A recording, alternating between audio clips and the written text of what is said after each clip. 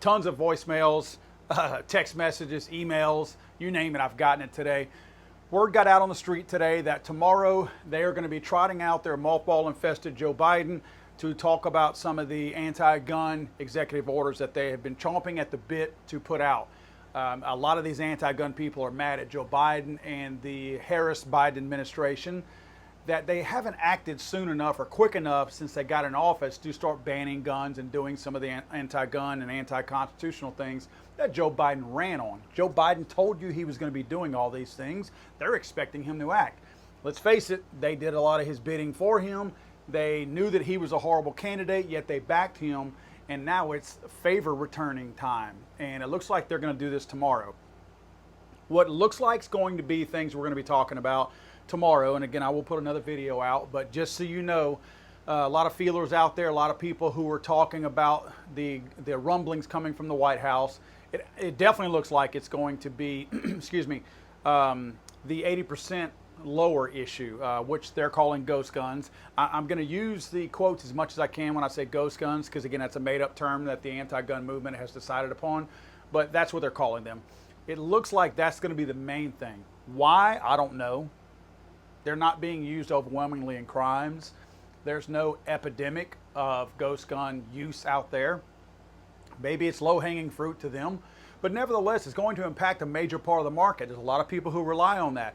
There's industries out there, some of them, their sole bread and butter is based on the manufacture of 80% lowers and parts kits that might go with those. So they're going to be wiping out an entire industry if they do that. Now, they're not 100% sure right now if this is going to be 80% lowers for AR-15s and include 80% lower pistol kits like Glock type kits, like Polymer 80, Strike 80, all those guys out there.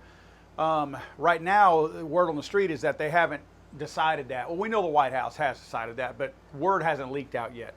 My guess is, I think it's going to be both. I think it's going to be the AR 80% lowers and the polymer handgun lowers as well. The reason why is because how do you distinguish between the two? I get that the anti-gun movement has demonized as best they can AR-15s, so that's the scary, I guess, enemy, if you will, that they see on their end.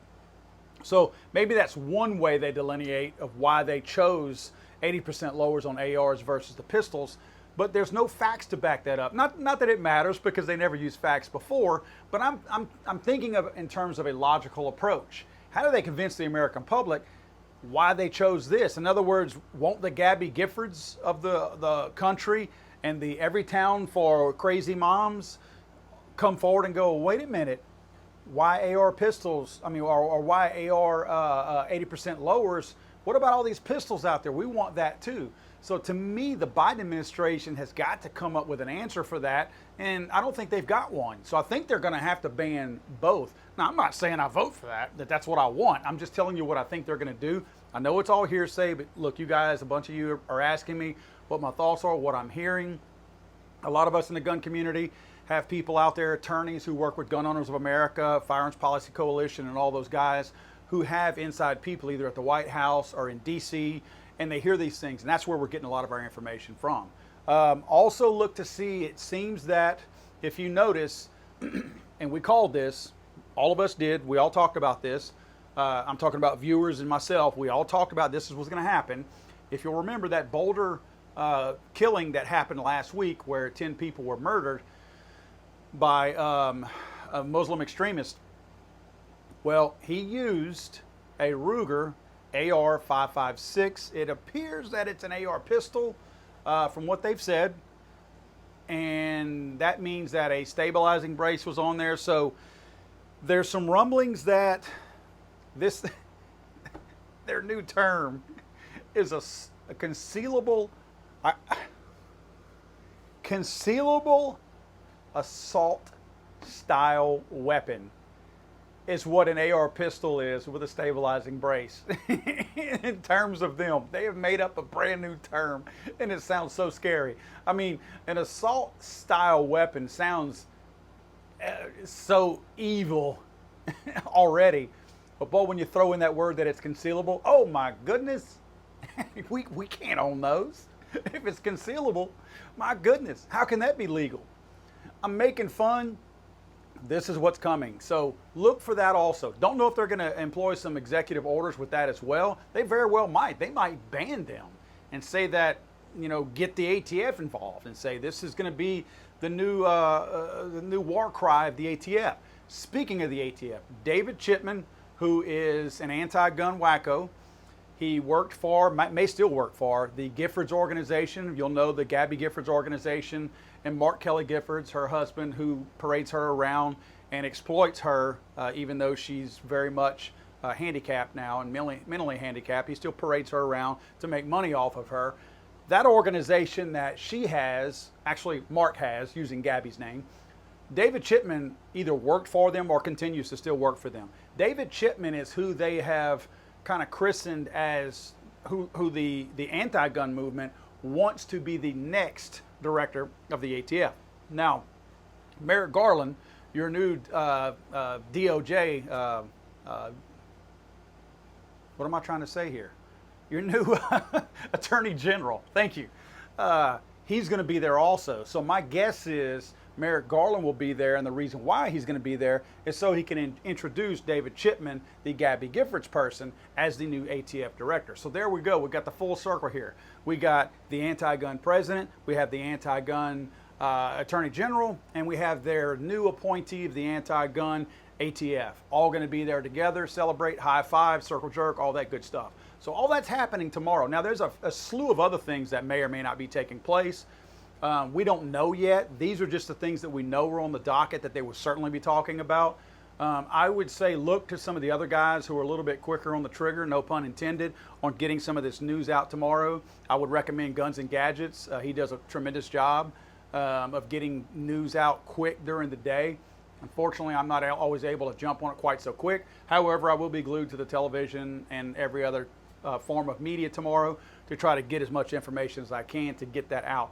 But look for it to start happening. They are going to put pressure on, probably some form of an expanded background check may take place as well. Look for them to try to bully and try to strong-arm Congress a little bit to push through some of these anti-gun bills that have already been introduced in the House and the Senate. So look for a rise in that too tomorrow, a little bit of a push from the Biden administration. But yeah, we're going to get to see the mothball-infested old fart tomorrow and finally try to fulfill some of his campaign promises to the anti-gun, anti-American left out there who have been begging for us to have guns banned, removed from us, and all that good stuff. And they believe me, it's probably taken this long because they're looking at what things they can do and not directly, in their mind, violate the Second Amendment, knowing full well that those things will be making their way to the Supreme Court at some point. Not saying what they're doing is right, but believe me, they're checking checking everything they've got to make sure that they're making the right moves so they can put something out there that can stick. What I will say is the Firearms Policy Coalition, the Gun Owners of America, all these groups out there that do a lot of fighting for us in the Second Amendment, we really need to step it up and at least turn our attention to them and see what they're doing, because those are the people that are typically filing lawsuits against the federal government, against states, against different people out there that are doing things that are anti-constitution. So they're kind of the tip of the spear when it comes to things like that. So pay attention to what those guys are doing. If they start filing suit against the federal government and against state governments, pay attention to that and potentially help out if you can, because that's where it all takes place. And that's where something has to happen. There has to be a court system, unfortunately, involved. And they are the ones that are initiating that court process, and that's a big help to us. So again, guys, I'll be back on tomorrow. I'll give you as much news as I can. Hopefully it's not as bad as we expect, but based on the current executive orders, we're up to 50-something now that the Biden administration has put out, and the crazy anti-American tactics and policies that they're trying to implement. I have zero faith in the fact that we're going to be getting some not so bad news tomorrow. I think it's going to be awful news.